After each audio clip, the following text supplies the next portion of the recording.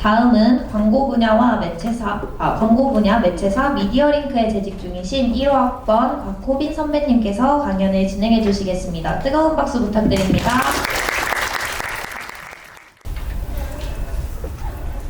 네, 여러분 안녕하세요. 재학생 동문특강 세 번째 순서로 특강 발표를 하게 된 미디어 커뮤니카 1호 학번이자 미디어링크 현재 재직 중인 곽호빈입니다. 반갑습니다. 제가 4년 전에 불과 여러분들처럼 이 자리에서 선배들의 강연을 들으며 되게 멋있다 이런 생각을 했었는데 4년 뒤에 제가 여기서 발표를 하니까 좀 감회가스럽기도 하고 좀 많이 떨리기도 합니다. 네, 짧은 시간이지만 그래도 여러분한테 많이 유익한 그런 강연이 되었으면 좋겠습니다. 그리고 좀 목차로 제가 두 가지를 좀 준비를 해봤어요. 일단 파트 1으로는 저희 회사 매체사 미디어링크의 광고 영업에 대해서 설명을 드리기도 하고요. 파트 2로는 제가 이제 중앙그룹에 입사하게 된 바로 공채 시스템에 대해서 좀 제 개인적인 이야기를 한번 해보면 좋을 것 같아가지고 이렇게 가지고 왔습니다. 네, 매체사라고 하면 굉장히 좀 막연하죠? 매체사를 들어보신 분들은 많이 없을 거예요. 매체사, 미디어 랩사. 우리가 이제 광고 수업을, 특히 조정 교수님의 광고 수업을 많이 듣다 보면 광고주랑 대행사의 관계에 대해서는 굉장히 많이 저희가 얘기를 합니다. 근데 그 다음 광고 프로세스가 어떻게 되는지는 실무가 아니면 좀 알기 어려워요. 그래서 좀 간단하게 광고 프로세스를 먼저 좀 설명을 드리기도 하는데요. 우선 여러분이 아시는 광고의 프로세스는 다음과 같은 형태로 진행이 됩니다. 광고주, 대행사, 미디어 랩사, 매체사로 이루어져 있는데 여기 계신 분들 중에서 광고 쪽을 힘하고 계시면은 아마도 내부 쪽 한 곳에 입사를 하셔가지고 한 곳으로 퇴사를 하실 거예요. 네. 그럼 광고의 시장의 프로세스는 이렇게 4개로 이루어져 있고 조금 더 세부적으로 보자면요. 광고주는 광고를 의뢰하는 곳이죠. 특정 기업의 브랜드 마케팅을 하려고 하는데 캠페인과 이슈, 예산을 가지고 직접 대행사한테 의뢰를 합니다. 그럼 대행사 같은 경우 이런 모기업을 광고주로 가지고 있는 대행사, 특히 종합광고 대행사들은 이런 수주를 받아가지고 광고 플랜을 짜고요. TBC 소재 제작부터 시작해서 디지털 광고, 여러 가지 5개 광고를 진행을 합니다. 그게 아닌 일반적인 종합광고 대행사라면 직접 비딩을 통해서 광고주 컨셉에 맞는 광고를 직접 따와가지고 TV 소재를 제작을 하고 그런 매체 플래닝을 하는 곳이 바로 대행사가 하는 곳이다 라고 보시면 될 것 같고요. 미디어 랩에 대해서는 조금 생소하실 수도 있을 것 같아요. 미디어 랩사는 대행사가 챙기지 못하는 미디어 플래닝을 조금 세부적으로 해주는 것입니다. 내가 어느 매체를 활용해서 세부적으로 마케팅 플랜 짜보겠다 이런 식으로 구성할 때 보통 미디어 랩사를 통해서 진행이 되고 최종적으로 이 미디어 랩사가 매체사를 통해서 광고가 송출이 됩니다. 카카오, 유튜브 등의 이제 디지털 매체사로 보시면 될 것 같고요. CJCV는 이제 5개랑 극장 쪽에 가장 큰 매체사고 제가 있는 바로 미디어링크라는 회사는 중앙그룹의 극장, 메가박스와 저희가 보유하고 있는 5개 쪽을 같이 보유하고 있는 매체사로 보시면 될 것 같습니다. 이게 일반적인 광고의 프로세스인데 요즘은 사실 좀 대행사랑 미디어 랩사 간에 좀 간격이 되게 모호해지고 있습니다. 대행사가 랩사의 역할을 하기도 하고요. 랩사가 마찬가지로 대행사의 역할을 진행하기도 하고요. 광고를 진행할 때 광고주가 TV 소재 제작은 대행사를 통해서 하고 매체 플래닝은 직접 대행사가 아닌 매체사를 통해서 진행하기도 하고요. 하지만 일반적인 광고 프로세스는 4단계로 통해서 이루어진다라고 보시면 될 것 같아요. 자, 그래서 미디어 링크, 그럼 너네는 무엇을 하는 회사냐를 얘기하기 전에 잠깐 제가 속해져 있는 좀 중앙그룹에 대해서 말씀을 드리려고 합니다. 저희 중앙그룹은요, 지주사 주정경항 홀딩스를 필두로 신문과 방송, 그리고 멀티플렉스, 레저 쪽 사업분을 진행을 하고 있습니다. 그 외에도 여러 가지 계열사를 같이 진행을 하고 있는데 여기서 좀 보시면 재밌는 게 JTBC 미디어펌이라는 회사랑 미디어링크라는 회사예요. 저희 회사는 이제 처음에 방송 직군으로서 JTBC 미디어링크라는 이름으로 시작을 하게 됩니다.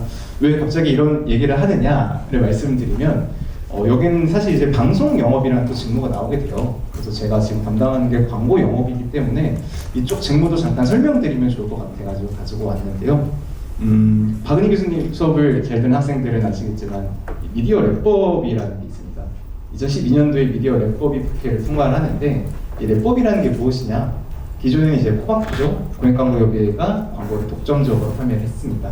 하지만 랩법이 통과한 이후로는 각각의 방송국들이 법인을 설립해가지고 방송 광고를 판매를 할 수가 있게 되고요. 그에 따라서 이제 KBS와 MBC 등은 코바코를 통해서 광고가 진행되고 기타 지상파와 종편 채널들은 각각의 웹사를 설립을 하게 됩니다. 그래서 저희는 JTBC 방송 광고를 2014년에 JTBC 미디어컴이라는 회사를 설립을 해가지고 판매를 하게 되고요. 여기 있는 제 선배분들이 하시는 방송 영업은 여러분들이 이제 영화가 아니죠. 그 채널을 보시면 나오는 중간 광고, 뭐 PPL 뭐 끝나고 나오는 광고들, 여러 가지 나오는 광고들과 PPL 협업 등을 담당하는 방송국의 광고 매출을 책임지고 있는 영업 조직이 바로 이 방송의 미디어랩이다. 라고 보시면 될 것 같아요. 네. 그래서 이 얘기를 왜 또 했냐 조금 더 말씀드리자면은 2014년에 JTBC 미디어컴이라는 회사가 설립이 됩니다. 그리고 중앙그룹은 2015년에 메가박스를 100% 인수를 하게 되는데요.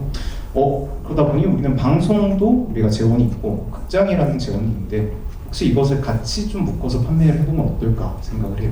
왜냐? 이런 방송 미디어 랩사들은 방송 광고 판매 대행 법률이 묶여 있어서 방송 광고 외에는 다른 매체들을 섞어서 판매를 할 수가 없습니다.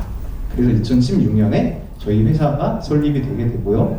사업분이 점차 늘어나에 따라 저희는 미디어 링크가 메가박스 쪽 광고 부분으로 갖게 됩니다. 그래서 저 같은 경우는 이제 메가박스 공채로 이제 회사를 입사한 케이스고 제 위에 있는 선배들은 JTBC 공채로 그렇게 회사를 입사해가지고 그렇게 구성 조직이 되어 있다고 보시면 될 것 같아요. 말씀드린 것처럼 중앙그룹에 있는 신문과 방송 그리고 극장 쪽 사업분에서 저희는 미디어링크라는 회사가 있다라고 말씀드릴 수 있을 것 같고요. 구체적으로 그래서 너네가 무엇을 하는 회사냐를 이제 좀 얘기를 해드리려고 합니다. 저희 미디어링크는요 정말 여러 가지 취급을 합니다. 일단 메가박스를 필두로 다양한 5개 사업을 하고 있는데 우선 저희 대표님 같은 경우는 이제 저희가 이제 그 오너 회사다 보니까 여러 가지를 대표를 겸직으로 하고 계세요. 현재 일단 4가지의 지금 회사의 대표를 겸직을 하고 계시고요. 그 중에서 이제 저희 미디어 링크는 메가박스에 있는 모든 광고를 다 진행합니다. 이번에 제가 미디어 페스티벌 정말 인상 깊게 잘 봤는데요. 거기서 이제 인터랙티브 광고가 하나 나오더라고요. 직접 이제 관객으로 나오는 학생과 극장에 있는 상영하는 배우분이 얘기를 하면서 학생이 안으로 들어가는 그 광고가 8년 전에 메가박스랑 지베린이랑 했던 그 광고입니다. 그 광고에서도 아마 좀 많은 또 영감을 받았고 진행된 것이 아닌가라는 생각하는데 이런 것처럼 저희는 극장에 일어나는 모든 다양한 프로모션과 광고들을 진행하는 게 바로 제가 하는 주 업무다라고 보시면 될 것 같고요. 그 외에도 이제 5개 매체, 삼성역 일대에 있는 5개 매체와 도산대로에 있는 5개 전광판 매체들 그리고 호텔 리조트 전광판 5개 매체들까지도 담당하고 있습니다. 그래서 제가 하는 일을 좀 요약해서 말씀드리면 광고 영업이라는 건요 이러한 매체별로 광고의 영업 활동을 전반적으로 수립을 합니다. 이에 따라서 제안서를 작성하고 기획을 하고요. 신규 광고주와 대행사를 영입하는 직분이 바로 광고 영업이라는 일이다 라고 보시면 될 것 같아요. 그래서 말씀드린 것처럼 저희는 위에 이런 사업들을 하고 있습니다. 메가박스, 스크린 프로모션, 성수사고 랩핑, 5개 광고 표시구역에 있는 미디어 매체들 전광판 사업을 하고 있고요. 실제로 좀 제가 진행했던 사례를 보시면은 좀 여러분 이해하시기가 편하실 것 같아가지고 직접 진행한 사례를 가지고 왔습니다. 첫 번째로 제가 진행했던 게 작년이죠. 이제 컨디션이라는 컨디션 스틱 여러분 자주 드시죠? 네. 술 드실 때 자주 드시는 그 컨디션을 프로모션을 했었는데 작년에 이제 컨디션 젤리가 신제품으로 출시를 하게 됩니다. 이에 따라서 저희는 이제 광고주 협업을 통해 직접 컨디션 스틱 젤리를 메가박스에 배포하는 프로모션을 진행을 했고요. 그래서 저희는 3개월의 기간을 통해서 총 6개 극장에서 약 10만 개의 샘플링을 진행을 합니다. 지점을 방문하는 고객한테 직접 샘플링을 진행하는 행사를 진행했고요. 이와 연계로 저희는 8월에 전소미 씨가 당시 모델이었기 때문에 전소미 팬사인회로 같이 진행을 합니다. 코엑스가 아무래도 메가박스의 메인 사이트다 보니까 이곳에서 좀 다양한 시사회라든지 행사들을 많이 진행을 하고 있습니다. 여기서 이제 팝업존을 만들어가지고 소비자들이 직접 컨디션 제품을 활용해 볼 수가 있고 같이 전소민 씨의 팬사인을 진행을 했었는데요. 네, 그래서 보시는 것처럼 저희는 극장의 모든 공간을 활용해서 이제 광고주의 브랜딩을 시작합니다. 이런 식으로 이제 샘플링하는 것이 바로 작년으로 보시면 될 것 같고 컨디션 이제 전소민 씨 팬사인회 행사도 이렇게 진행을 했었습니다. 저희 업 같은 경우는 보통 저희 담당이 광고주 브랜드 하나를 맡아서 진행을 하고 있습니다. 그러다 보니까 이런 프로세스들이 좀 많이 어렵고 힘들긴 한데 그만큼 되게 직관적으로 이게 성취가 좀 보일 수 있는 그런 직무로 보시면 될 것 같아요. 그리고 한 가지 좀 사례를 더 가지고 왔는데 이거는 이제 죄송해요. 그 전에 뭐 나왔네요. 네. 그거는 이제 저희가 영상 광고 매체들도 같이 홍보를 진행하고 있고 저희 사옥도 같이 랩핑을 하고 있습니다.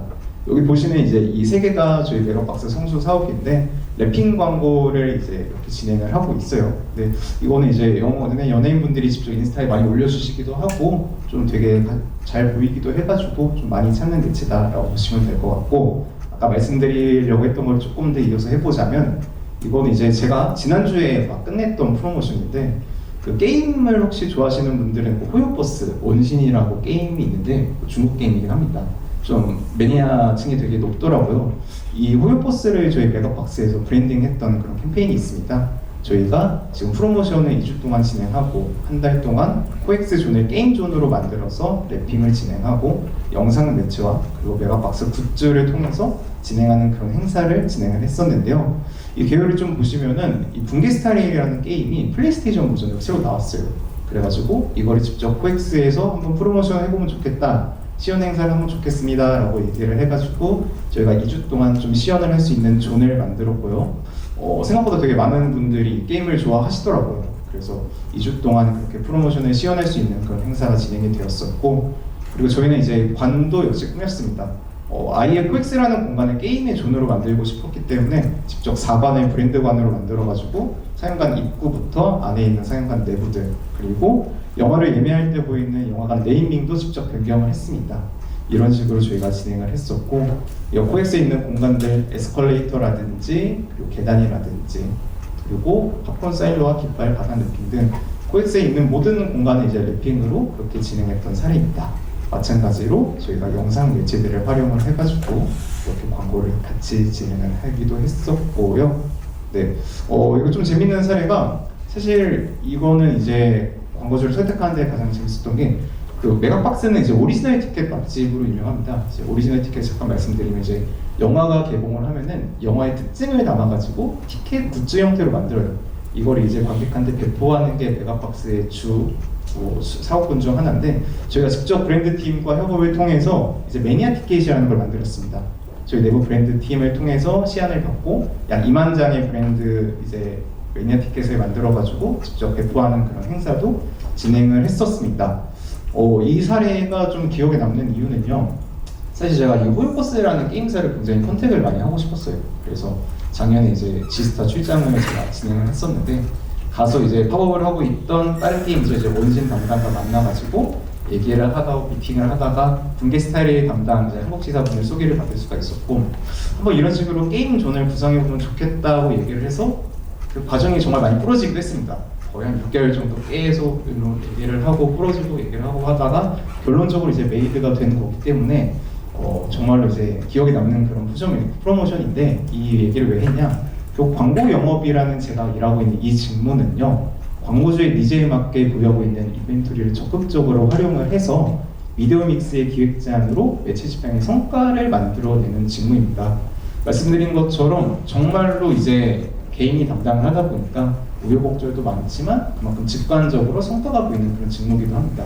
그렇기 때문에 일을 하고 나왔을 때 그런 성취감이 그런 큰 직무다라고 말씀을 드릴 수가 있을 것 같습니다. 여기까지가 파트 1에 대해서 저희 중앙그룹 미디어 링크 매체사에 대한 설명이었고요. 사실은 좀 이 얘기를 좀 더 하고 싶었어요, 저는. 네. 그래서 오늘 특강을 준비를 하면서 제가 가지고 있는 좀 이렇게 중앙그룹에 입사할 수 있었던 공채 시스템에 대해서 말씀을 드리려고 하는데요. 결론부터 말씀드리면 그겁니다. 뭐 공채 너무 좋아요, 무조건 하세요, 이런 게 아니라 여러 가지 취업에는 방법이 있고 그 중에 공채라는 것도 있는데, 특히 저희 대전대학교 미디어 커뮤니케이션 학과 학생들은 이 공채를 너무 좀 무서워해요.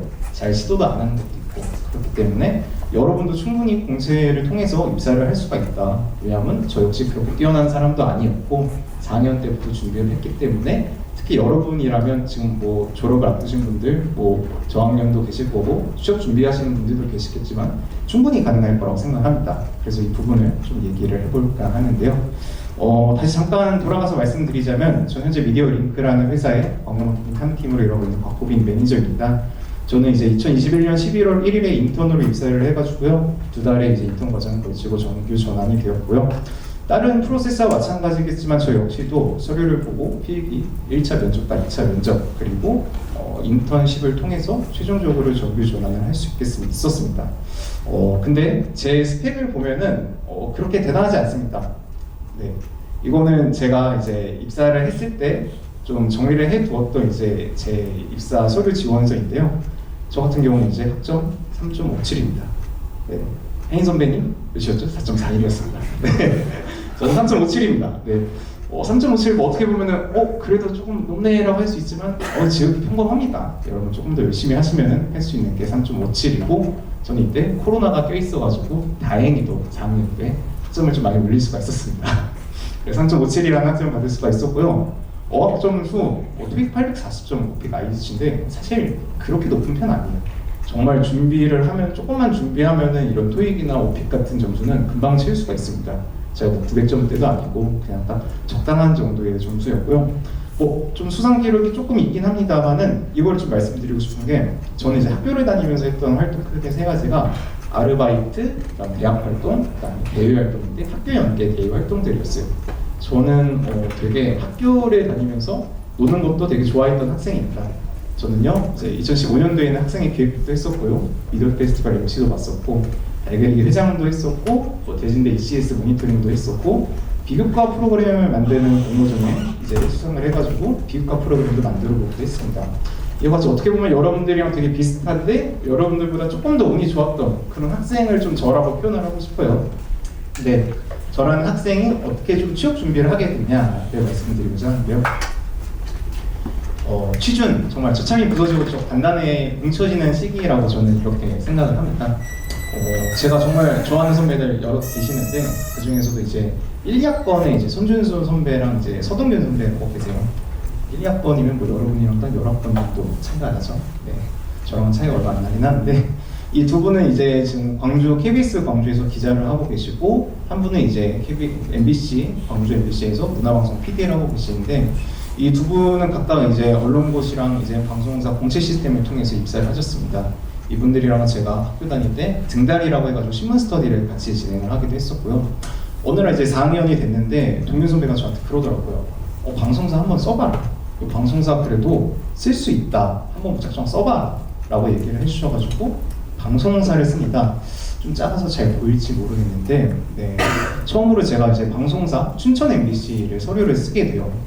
근데 동균 선배께 너무 감사했던 게 선배는 이제 일을 하고 있는 중인데도 이제 퇴근을 하고 제 자소서 첨삭을 봐주고 정말 자기 전까지 첨삭을 봐주고 마감 전날까지도 그렇게 자소서를 뜯어 고치고 해서 제가 춘천 MBC에 서류가 합격을 합니다. 이때 들었던 생각은 나도 방송국 서류 쓸 수 있겠는데 라는 생각이 들었어요. 첫 자소서기도 했고 이때 당시 뭐 제가 지금보다 더 스펙이 준비가 안 돼 있을 때입니다. 그때는 그런 마음가짐을 가졌고요. 물론 이제 화려하게 탈락을 하긴 했지만 이때 마음가짐을 통해서 저는 본격적으로 공채 시스템을 좀 준비를 해봐야겠다고 생각을 합니다. 그래서 2020년도에 저는 제가 부족한 것들이 무엇일까 생각을 해보고 찾아보면서 조금씩 준비를 하고요. 2020년도 하반기 이제 넷마블이라는 회사를 광고 기획 직무로 제가 서류를 쓰게 됩니다. 서류를 썼는데 서류 합격을 했고요. PE기가 합격을 했습니다. 면접을 보러 가고요. 저 이제 본사가 있는 구리 쪽에다가 자취방은 어디를 알아볼까 생각을 합니다. 네, 붙을 줄 알았거든요. 네. 이제 면접을 보러 갔고 면접도 정말 엉망진창으로 봤어요. 갑자기 영어로 이제 질문을 하시지 않나, 10분의 시간을 주시고 PPT를 만들려고 한 다음에 발표를 하라고 하시지 않나. 딱 면접을 보고 나면 좀 이런 생각이 듭니다. 애매한데 싶으면 좀 떨어질 확률이 높고 우선 것 같은데 하면 이제 웬만하면 이제 합격입니다. 근데 이 같은 경우는 큰일 났다 라는 생각이 들었어요. 이거는 어떻게 운이 좋으면 날 뽑아줄 수 있으려나 라는 생각이 들 정도로 너무 엉망이었습니다. 그래서 이렇게 떨어지게 되고 저는 생각을 합니다. 어떻게 1차 면접까지 보게 됐는데 정말로 공채라는 걸 좀 준비를 해봐야겠다. 그래서 저는 2020년도가 4학년이죠. 4학년에 상하반기 합해서 자소서 7개를 쓰고요. 서류가 3곳 합격하고 필기랑 면접까지 본 것은 한 곳이었습니다. 그래서 2021년 저는 졸업과 동시에 이제 공채 시장에 뛰어듭니다. 정말로 열심히 준비했고요. 더 열심히 떨어졌습니다. 네. 정말 보시면요. 저는 자소서를 17개를 썼어요. 근데 서류 합격을 한 곳은 단 2곳이고 필기랑 면접 본 곳은 한 곳도 없었습니다. 특히 SBS 같은 경우도 이제 서류를 쓰고 필기를 시험 보러 가면서 다시 한번 방송국의 꿈을 꿨었지만 아직 준비가 잘 안 돼 있었던 것 같아요. 이렇게 저는 이제 21년도 상반기에 이렇게 서류를 쓰고 나서 좀 번아웃이 오게 됩니다. 어떻게 하면 내가 지금 이 상황을 헤쳐나갈 수 있을까 고민을 많이 하게 되고요. 그때 다른 선배분들의 조언을 통해서 생각한 거는 데드라인을 정하자. 어찌됐거는 이 시스템 자체도 너무 나한테 좋은 기회지만 언제까지 내가 이것만 할 수 없기 때문에 그래서 저는 2022년 12월까지로 잡았어요. 그래서 2022년 12월까지 공채 준비를 해보고 정 안 되면 이제 다른 방법으로 좀 취업을 해봐야겠다라고 생각을 했고요. 정말 자소서도 정말 많이 받아들이기 시작했습니다. EBS를 탈락했을 때만 해도 서류 전 되게 잘 썼다고 생각했어요. 특히 EBS는 제가 쓴 서류 중에 정말로 잘 썼다고 자부심이 넘치는데 그럼에도 탈락을 했지만 막상 붙어선 춘천 MBC의 서류는 이때 EBS 탈락했을 때 봤을 때 더 형편이 없었거든요. 그러니까 어찌됐거는 자소서를 뽑아주시는 그런 것도 있지만은 내가 어떤 식으로 준비를 해야 되는지 자소서를 다듬을 수 있는 그런 강점들도 많이 생기는 계기였고요. 그래서 이제 21년도 하반기가 됩니다. 하반기도 근데 많이 떨어졌어요. 네. 하반기까지 포함해가지고 저는 자소서를 19개를 썼어요. 서류를 합격한 곳은 단 3곳이고요. 최종적으로 합격할 수 있었던 곳은 바로 지금 다니고 있는 미디어링크라는 회사입니다. 그래서 최종적으로는 자소서 43개를 썼고 최종 합격된 곳은 한 곳인데 왜 이런 얘기를 해요? 이럴 거면 공채 준비 아무도 안 하죠? 라고 얘기를 할 것 같아요. 그럴까봐 이 자료를 가지고 온 게 저는 전혀 인턴 경험이라든지 그런 경험들이 아예 없었어요. 그리고 이때가 2016년도 저는 26살에 취업을 했습니다. 지금 공채를 들어오고 있는 제 후배들이 딱 저랑 동갑 28살로 동갑으로 들어오고 있거든요. 정말 어린 나이에 취업 준비를 하기도 했고 요즘은 이제 디지털 시대에 맞춰서 OTT에서 공채를 준비하는 방법들 여러분들이 어떻게 준비를 해야 되는지 정말 많은 정보들이 있습니다. 정말 여러분이 선별해서 들을 수 있는 정보들이 있고 지금부터 준비를 할 수가 있어요. 그렇기 때문에 4학년 때 정말 부당탕탕 준비했던 저도 이렇게 합격을 했는데 여러분 역시도 좀 더 준비를 하면은 공채라는 걸 충분히 노려볼 수 있지 않을까 싶어가지고 좀 가지고 왔어요. 그리고 저는 그럼 어떻게 공채를 준비했냐를 말씀드리자면 저 역시도 혜인 선배랑 마찬가지로 좀 되게 기록하고 정리하는 습관들을 예전부터 가지고 있었습니다. 특히 저는 이제 제가 지원했던 서류들 물론 이거 합격한 것만 갖고 왔는데 탈락한 것도 다 스크랩을 떠가지고 폴더에 다 정리를 했었는데 이런 정리를 한다는 게 특히 이런 합격했던 이런 서류들 이런 것들은 좀 저한테 더 큰 자극이 되더라고요. 더 열심히 할 수 있는 동기부여가 됐었고요. 그리고 아까 말씀드린 것처럼 저희 대학교를 다니면서 했던 활동 딱 3가지입니다. 아르바이트, 대학 활동, 그 다음에 대외 활동, 대학 연계 대외 활동들이에요. 저는 근데요 이런 활동들을 할 때 그냥 아르바이트 해야지가 아니라 여기서 뭔가 항상 최선의 결과값을 찾기 위해서 정말 열심히 노력을 했습니다. 저는 베스킨라빈스 아르바이트를 여기 6년이라고 써있는데 7년을 했습니다. 네, 회사 인턴에 다니면서까지 이제 베스킨라빈스 아르바이트를 했었는데요. 저는 이 일을 하면서 정말 다양한 마케팅도 경험했겠죠. 정말 베스킨라빈스가 뭐 여러 이슈도 있지만 마케팅은 정말 잘합니다. 이런 마케팅 행사들을 저는 다 기록을 하고 정리를 했었고요. 기억에 남는 손님들 그리고 기억에 남는 좀 안 좋았던 그런 컴플레인을 거는 손님들도 다 정리를 했었어요. 그래서 저는 이제 베스킨라빈스 아르바이트를 하면서 SPC 그룹에 이제 장학생으로 선정이 되기도 했었고 SPC의 이런 장학생 재단을 홍보하는 영상 공모전에서 대상을 받기도 했습니다. 이렇게 저는 아르바이트 막연하죠. 그냥 여러분 다 아는 아르바이트인데 이런 사소한 포인트에서도 여러분이 직접 키워드를 찾을 수 있다고 생각해요. 저 같은 경우에는 어떻게 하면 최선의 결과값을 찾을 수 있을까 해서 아르바이트를 하면서 연계될 수 있는 다양한 활동들을 진행을 했었고요. 저는 달 그리기 회장을 하기도 했었습니다. 여기 있는 몇 학우들은 제가 이제 막 1학년 때 받았던 학우들 몇 분 있는데 몇 분은 이제 중간에 간 걸로 제가 기억하고 있습니다. 네. 근데 저는 이제 동아리 활동을 하면서 영화를 총 2편을 찍었습니다. 영화를 총 2편을 찍었는데 2018년도에는 이제 여러분들처럼 취업 준비를 하고 있는 이야기를 담아서 영화를 찍고 2019년도에 이제 도박 합법화된 세상에서 도박의 위험성 받는 그런 되게 시적으로 그런 걸 담고 싶었어요. 네. 그래서 그런 영화를 만들었는데 포인트가 무엇이냐? 이렇게 영화 활동을 했던 거를 저는 다 남겼습니다. 내가 이 영화 제작을 하면서 어떤 게 남았는지, 어떤 결과가 느꼈고, 이렇게 연출적으로 어떤 게 부족했고, 어떤 교훈을 얻었는지 이렇게 말씀드리는 게 단순히 회장이었으니까 이렇게 기억에 남는 게 아니야? 그건 아닌 것 같아요. 여러분들이 이제 동아리 활동을 한다는 거 특히 우리 학교 같은 경우는 되게 좋은 게 동아리 활동은 굉장히 좀 주도적으로 본인이 할 수 있는 경우가 굉장히 많습니다. 동아리 안에서 내가 무언가를 주도적으로 했다는 거는 굉장히 큰 스펙이 되거든요. 물론 지금 와닿지 않을 수가 있는데 저는 막상 취업을 할 때, 그리고 취업하고 나서도 좀 이런 게 되게 많이 와닿더라고요. 그래서 동아리 활동 역시도 나한테 좀 중요한 요소였던 것 같고요. 마지막으로 제가 좀 했던 주요 사례 중 하나가, 저는 이제 비교과 프로그램을 공모전이라는 게 2019년도에 대진대학교에서 했었습니다. 이 프로그램 같은 경우는 이제 학생이 직접 그 비교과 프로그램을 한번 좀 개설을 해보고 이 기획안에 남은 걸 좀 발표를 해가지고 뭐 대상을 받으면 직접 비교과 프로그램을 만들어줬었는데요. 저는 뭐 미디어 커뮤니케이션 학과니까 당연히 대진 미디어 크리에이터 아카데미라고 좀 유튜버를 좀 전문적으로 좀 양성할 수 있는 그런 프로그램을 좀 발표를 했고, 이게 선정이 돼가지고 저는 이 프로그램이 만들어집니다. 그래서 이제 2개의 분반에 유튜버가 직접 오셔가지고 강연을 진행했었고요. 이 강연이 끝난 후에도 이 강연을 하면서 어려웠던 점이 무엇이었는지 학생들을 대상으로 설문조사를 하였고, 거기에서 느낀 바를 좀 정리를 하였습니다. 그리고 박은희 교수님의 도움을 받아가지고 대학 혁신 지원 사업이라는 게 있었어요. 여기서 수도권 협의회는 이제 학생들이 하는 그런 프로그램에 대해서 좀 발표를 할 수 있는 그런 자리였는데요. 저는 여기서 제 경험을 담은 이 대학 혁신 지원 사업에서 비교과 프로그램에 대해서 좀 이야기를 하고 10개의 팀 중에서 1등을 하여서 대상을 받을 수가 있었습니다.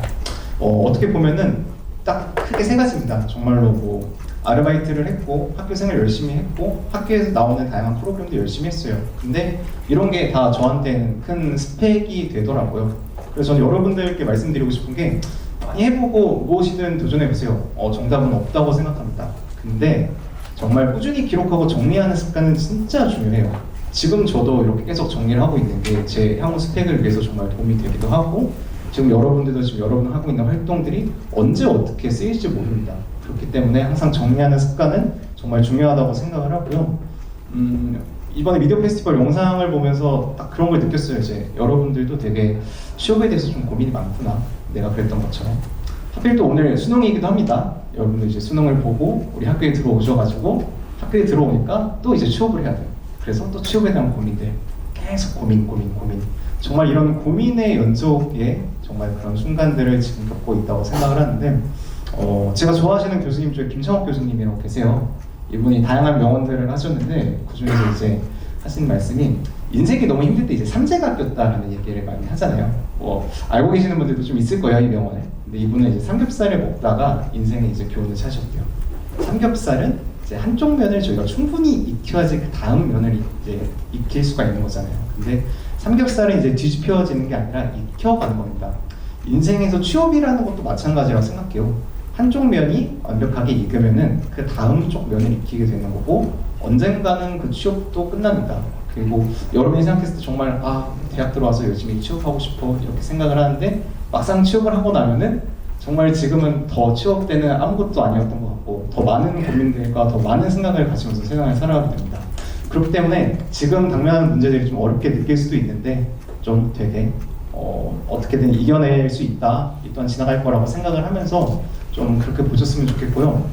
마지막으로 또 한마디만 더 하자면, 좀 후배들이 얘기를 하면 항상 그렇게 얘기를 해요. 그냥 뭐든지 좀 열심히 도전을 하고 그냥 계속 일단 열심히 최선을 다해라 라고 되게 애매모호하게 얘기를 하는데, 이 말이 저는 정말 정답이라고 생각하는 게, 지금 다니는 회사에서도 이제 1차 면접을 볼 때 뭐 넷마블에서 그랬던 것처럼 이제 영어로 질문도 하고, 뭐 A1에 이제 대조제를 주시고 거기다 이제 뭐 질문에 대해 답변을 써가지고 발표를 하는 것도 하고, 정말 많은 면접 프로세스를 했는데도 그때는 이제 어렵다고 생각이 전혀 들지 않았습니다. 그 이유는 내가 정말로 최선을 다하다 보면은 이제 기회를 잡을 수 있는 그런 순간들이 오는 것 같아요. 물론 이제 기회의 순간들이 언제 오는지는 뭐 모두가 얘기할 수가 없죠. 정말 어려운 말인데, 근데 그 기회의 순간이 왔을 때 준비가 되어 있으면은 그 기회를 잡을 수 있을 거라고 생각합니다. 그래서 아래에 제 핸드폰 번호와 인스타 이메일을 남겼는데, 좀 공채에 대해서 좀 궁금한 학생들 있으시면은 편하게 한번 말씀 주셨으면 좋겠습니다. 네, 이상으로 발표 마치도록 하겠습니다. 감사합니다.